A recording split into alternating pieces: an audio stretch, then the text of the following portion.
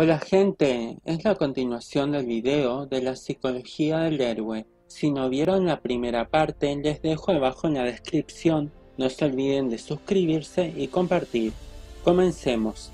Los héroes tocan nuestros corazones, nos llenan de admiración y nos hacen reconsiderar nuestra visión del mundo. Basta con mirar la plétora de películas de superhéroes en estos días y se puede ver lo mucho que nuestra sociedad valora y ama a los héroes.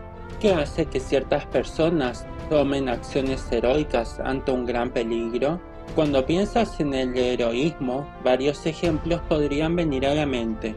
Después del trágico tiroteo en un cine en Aurora, Colorado, durante el verano de 2012, 3 mujeres que sobrevivieron al tiroteo revelaron que habían sido salvadas por sus novios. Los 3 hombres habían protegido a sus novias con sus propios cuerpos y murieron como resultado. En otro tiroteo de 2012 en un templo Sikh, un hombre murió tratando de desarmar al tirador, mientras que otro sufrió heridas graves mientras intentaba ayudar. El 2 de enero de 2007, aproximadamente 75 personas que esperaban en una concurrida estación de tren vieron cómo un joven sufría un ataque epiléptico y luego se caía de la plataforma a las vías del metro. Los espectadores miraron horrorizados, pero no hicieron nada, pero un hombre llamado Wesley Autry tomó acción. Entregando a sus 2 hijas a un extraño, saltó a las vías, con la esperanza de tener tiempo para arrastrar al hombre fuera del camino de un tren que se acercaba. Cuando Autry se dio cuenta de que no había tiempo para mover al otro hombre, lo mantuvo entre las vías mientras un tren pasaba por encima de ellos. No siento que haya hecho algo espectacular. Acabo de ver a alguien que necesitaba ayuda. Hice lo que me pareció correcto, dijo Autry a New York Times después del incidente. Arthur Ashe, jugador de tenis profesional, dijo: "El verdadero heroísmo es notablemente sobrio, muy poco dramático. No es el impulso de superar a todos los demás a cualquier costo, sino el impulso de servir a los demás a cualquier costo". El heroísmo es algo que se valora profundamente a través de las culturas, pero ¿cómo definimos exactamente a un héroe? ¿Qué es lo que inspira a algunas personas a tomar acciones heroicas?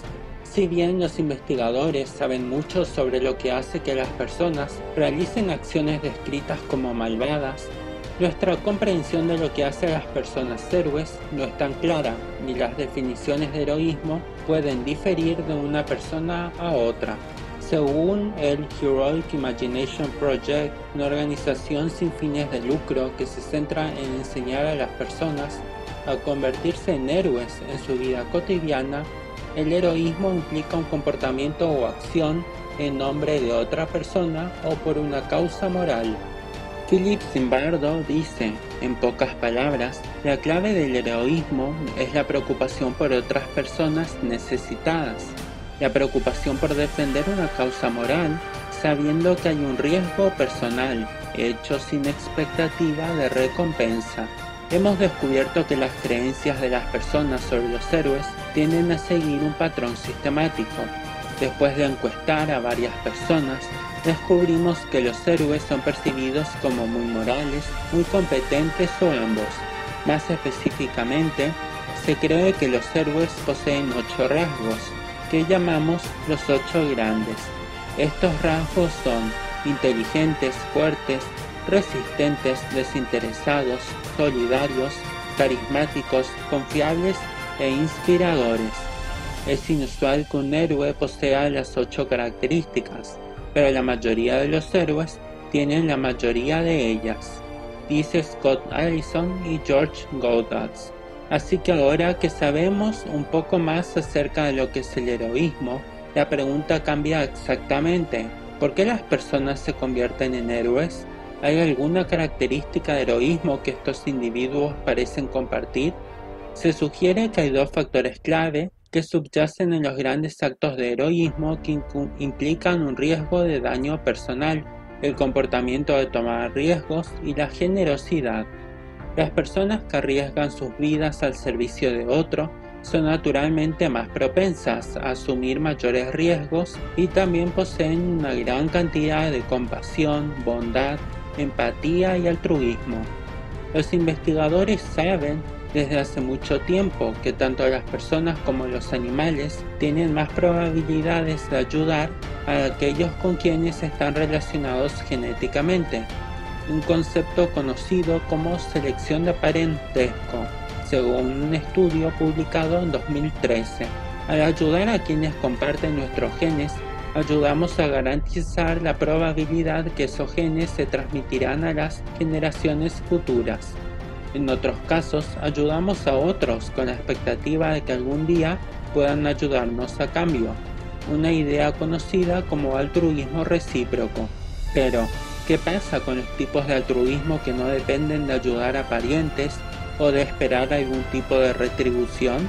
En tales casos, las variables situacionales, culturales y de personalidad pueden desempeñar papeles fundamentales. Después de que la gente toma acciones heroicas, a menudo afirman que no se ven a sí mismos como héroes, que simplemente estaban haciendo lo que cualquiera en esa situación habría hecho. Frente a situaciones de vida y muerte inmediatas, el poder y la inmediatez de la situación pueden inspirar a algunas personas a actuar. Estas mismas fuerzas situacionales que galvanizan a algunos individuos a actos heroicos pueden en realidad impedir que otros ayuden.